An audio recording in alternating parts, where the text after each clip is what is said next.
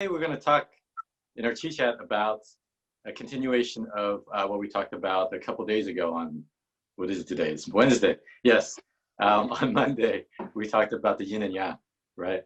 So we're going to talk a little bit more about that today. Let me make sure that, let me pull up the yin and yang thing just to make sure you guys are all on the same page. Let's see here. Okay. So here's the yin and yang symbol. Let me pull up the whiteboard. Where did that go? Okay. Nope.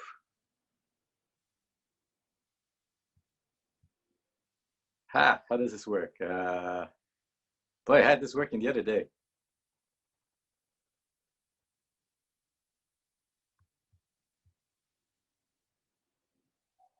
Oh, here we go. Okay, so let me just draw the outline here.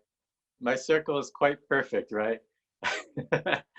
All right. So the reason why we talk about yin and yang is because it's a great way to understand the universe and also ourselves. Why is that so? Okay, so we look at a lot of opposites, and in a way, we're composed of a lot of opposites.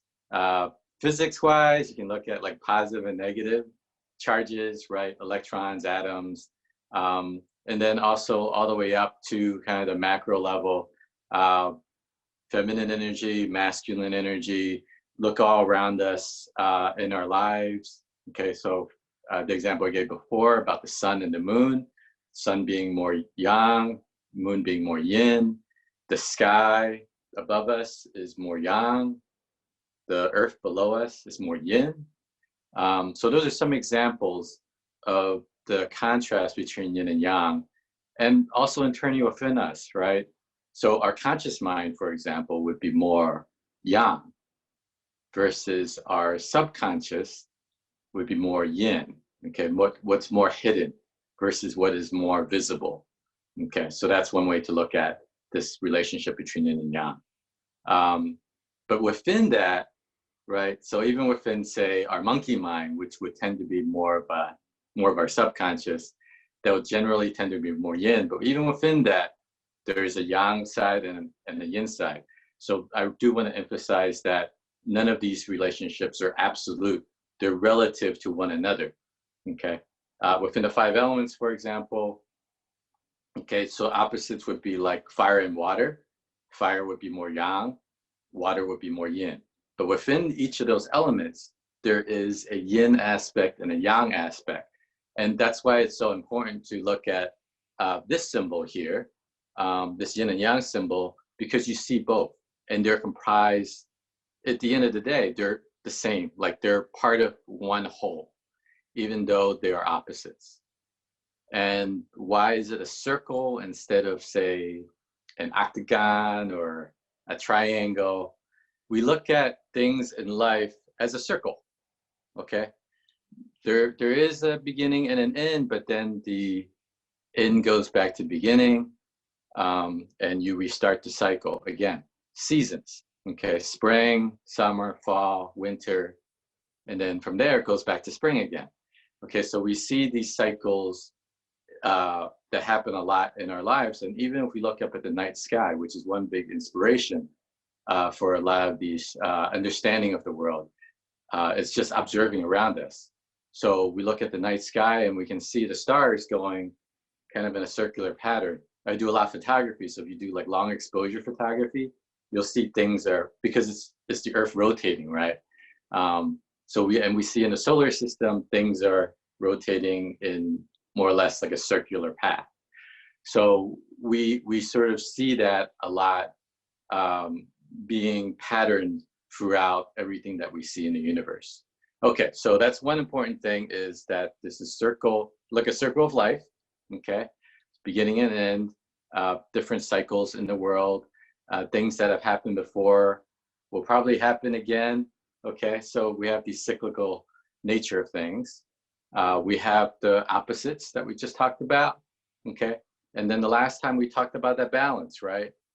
That line in the middle, that squiggly, the S line, it's not The reason why it's not like a vertical line, like a, ooh, whoops. Okay, the reason why it's not a vertical line is because balance does not always mean 50-50. It sometimes means 60-40, could mean 70-30, could mean 10-90. Okay, so that balance is different depending on where you are along that path, along that cycle. And then another principle that you want to know about is that within yang, there's yin, and within yin, there's yang.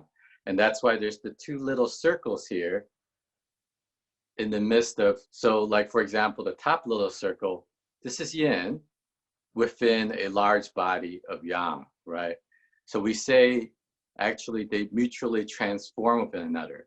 So extreme yang becomes yin, and extreme yin becomes yang, so they can transform and mutate and change. So this principle of opposites also means they're one and the same, because when you have too much of one, it becomes the other. So it's quite a fascinating principle of how yin and yang relationship works. So there's some things to think about for today. We're going to talk more about yin and yang principles tomorrow, but one thing to look at today is just look around you and look at the relationship of yin and yang that you see in your life, right? Your internal self, your external self, what's in front of you, what's in back of you, what's hard, what's soft, what's above, what's below, okay? So all of these things that we have relationships with in our lives, you can sort of split it into yin and yang. You know, and we talk a lot about like emotions, for example, anger and passion, okay? So those are different aspects of yin and yang that expresses itself in our lives. So you can express anger in a very active way, like you want to punch out somebody, that's more yang, versus like if you have it kind of simmering inside anger, that'll be more of a yin expression of anger, okay? And some people have more of an active passion, and other people have more of a quiet passion, okay? So just some things to think about, and we'll see you tomorrow. I'll take any questions right now if you have any.